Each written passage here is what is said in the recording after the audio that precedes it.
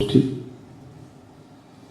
যাদেরকে নিয়ে দক্ষিণেশ্বরে আলাদাভাবে তৈরি করছিলেন, ঠিক তেমনি আরেক ভক্ত সঙ্গ যারা পারলীলা সহচর রূপে তার সঙ্গে ছিলেন,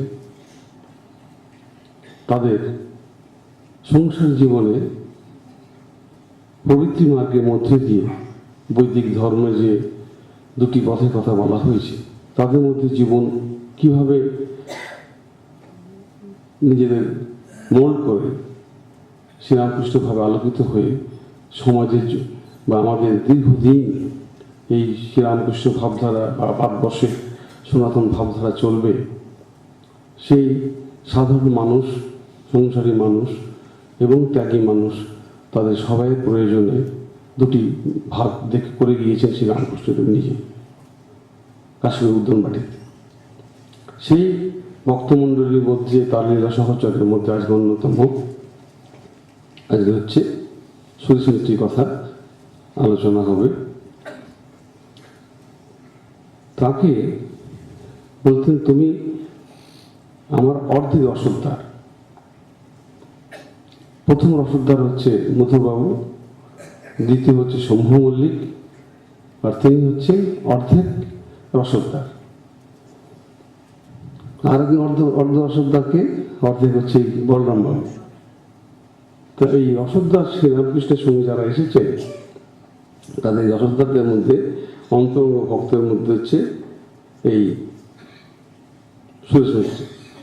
তার দান ধানের কথা তো প্রথমেই আসছে, যে প্রথমে বলতে গেলে তিনি যখন প্রথমে শ্রীরামকৃষ্ণের সঙ্গে আসছেন তার সেবার জন্য, তার যা যা প্রয়োজন তিনি তো দিতেনি, কিন্তু দক্ষিণেশ্বরে প্রথম তাকে ভক্তরা যে আসতেন তাদের খাওয়া দাওয়া, আমরা অনেক শ্রীরামকৃষ্ণ সাহিত্যে দেখতে পাই যে ভক্তদের কখন আসতেন, নরেন্দ্রের জন্য রুটি ডাল, ভক্তের জন্য রুটি ডাল, মা আটা ঠেসছেন, তরকারি করছেন, ডাল করছেন, তো এই সমস্ত খরচা, দুধের খরচা, এই সমস্ত কিছু তিনি জোগাতেন। এবং ভক্তরা রাত্রে থাকবে, তাদের জন্য বিছানা বস্ত্র, বালিশ, শয্যার ব্যবস্থা করা সব করতে তিনি। অর্ধেক রসদদা তাকে বলতেন। তিনি যখন কাশীপুর উদ্যানবাটিতে শ্রীরামকৃষ্ণের কাছে এসেছেন, তার তিনি সেবা করছেন, একদিন ডেকে বললেন, সুরেশ, এই যারা এসব আসে আমার কাছে ভক্তরা সব এরা ছাপোষা মানুষ, কেউ কেরানি, কেউ মাস্টার, কেউ ব্যবসায়ী, তা এখানে অনেক খরচ। তখনকার দিনে 200 টাকা খরচা হতো, 80 টাকা তো বাড়ি ভাড়া, সেটা তো দিতেন সুরেশ মিস্ত্রি, কিন্তু বাকি আরো টাকা ছিল খরচা। একদিন হঠাৎ বললেন, শ্রীরামকৃষ্ণ বললেন, তুমি এই টাকাটা সবটাই দাও। একটা বেশি কাজ করে ইংলিশ কোম্পানিতে কাজ করতেন, সেখানে 400-500 টাকার মতো ইনকাম করতেন, তার মধ্যে 100 টাকা বেশি খরচা করতেন এই শ্রীরামকৃষ্ণের জন্য সেবা করতেন কাশীপুরে। তিনি যখন কাশীপুরে পর্ব শেষ হয়ে গেল, শ্রীরামকৃষ্ণ শরীর চলে গেল, তখন তিনি বললেন যে ঘরে একদিন সবাই তো ঘরে চলে গেল, যে এইসব খরচা কে দেবে, বাড়ি ভাড়া রাখা ঠিক হবে না, তা সেই জন্য খরচা চুকিয়ে দিয়ে সব চলে গেল সে যার বাড়িতে ভক্তরা।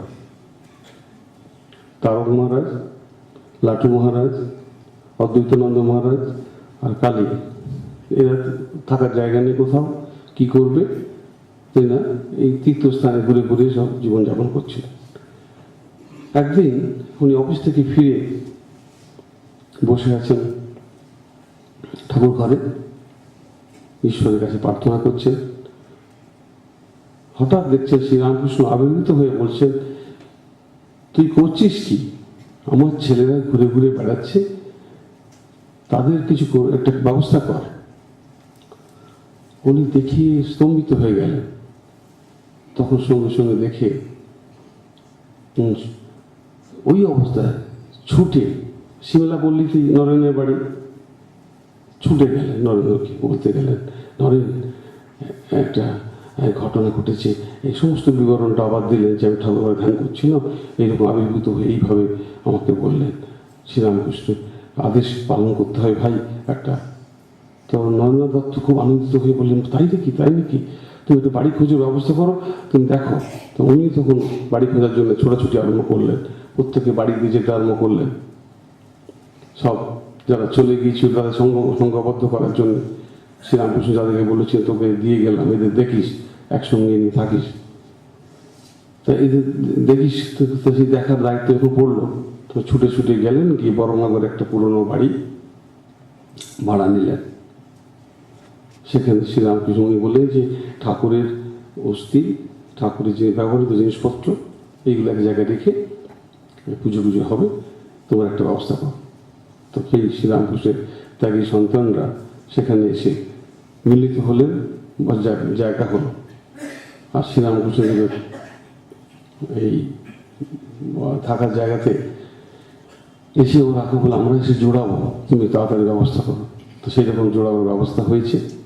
প্রথমে 30 টাকা দিতেন, তারপরে যেটা দিতেন ওটা পুরোটাই দেবো, 80 টাকা দিতেন, 80 টাকা দিলে তাছাড়াও সমস্ত খরচা হয়ে যাওয়ার পরে ত্যাগী সন্তানরা বসে থাকতেন কখন আসবেন সুরেন্দ্রনাথ, এই এটা খরচা হয়ে গিয়েছে, ওটা খরচা হয়ে গিয়েছে, গিয়ে আর লোকজন বাড়ছে, যারা বাইরে বাইরে খুঁজছিল তার সময় সব এসে যাচ্ছে একসঙ্গে, খরচা বেড়ে যাচ্ছে, সেই সব সমস্ত অভাব কথা সব বলতে এবং তিনি সব দিয়ে যেতেন নিজে।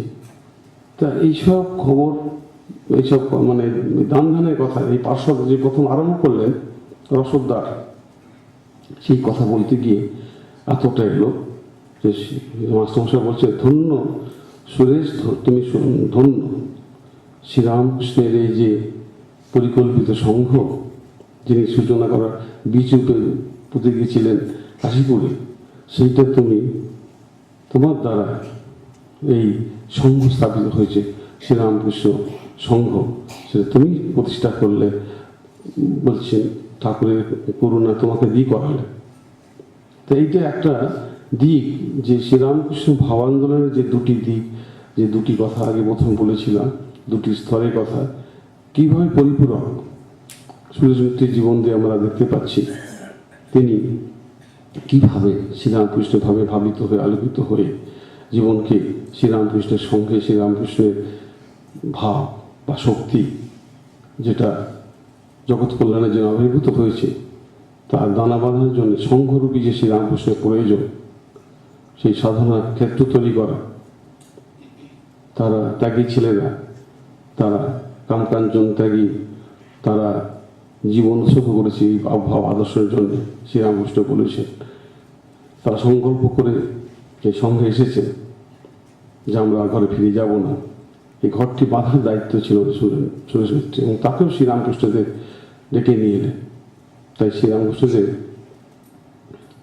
এই একদিন কেশববাবু বলেছিলেন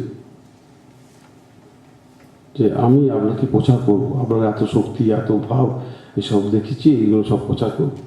তো শ্রীরামকৃষ্ণ বললেন, তোমাদের সব প্রচার করতে হবে না, তোমাকে বক্তৃতা দিয়ে খবর কাগজে প্রচার করতে হবে না, এই ভাব আপনিই প্রচার হবে, যখন এর প্রয়োজন হবে তখন জগৎব্যাপী ছড়িয়ে পড়বে। আর এটা জগৎব্যাপী ছড়িয়ে পড়বে। আর তোমার যে এই শক্তির যে তখন পাহাড় পর্বত এসে তাকে বাধা দিল, তারা বাধা প্রতিক্রম করতে পারবে না, তাকে বাধা দিতে পারবে না কেউ, এমন এক শক্তি। তার প্রয়োজনে এই ভক্তমণ্ডলী বা ত্যাগী সন্ন্যাসী এবং যে শ্রীরামকৃষ্ণ আলোকিত যে সংসারী মানুষদের, ভক্তদের, যেভাবে তিনি বলেছেন যে এইটা একটা পথ যে উপরে গিয়েছে, সেটা বলে গেলেন যে এমন একটা ভাব যে তার কেউ বাধা দিতে পারবে না, কিন্তু তার প্রয়োজনে যাকে প্রয়োজন হবে তাকে দিয়ে করিয়ে নেবেন। সেই জন্যে সেই ভাব তাকে করিয়ে দিচ্ছেন সুরেশ মিত্রকে দিয়ে। স্বামীজিকে তার ত্যাগী ছেলেদের এক ভাব তাকে তৈরি করে যাচ্ছেন এই জগৎ কল্যাণের জন্য। আবার জগৎ কল্যাণের জন্য সংঘরূপী বা শ্রীরামকৃষ্ণ ভাব একটা স্থায়ী রূপ দেওয়ার জন্য সেখানে একটা রূপ তৈরি করছেন। এইভাবে দেখতে পাচ্ছি যে শ্রীরামকৃষ্ণের আলোকে আলোকিত দুটি জীবন, এই কতগুলো শুনলাম আমরা। লে ডিসাইপল বলি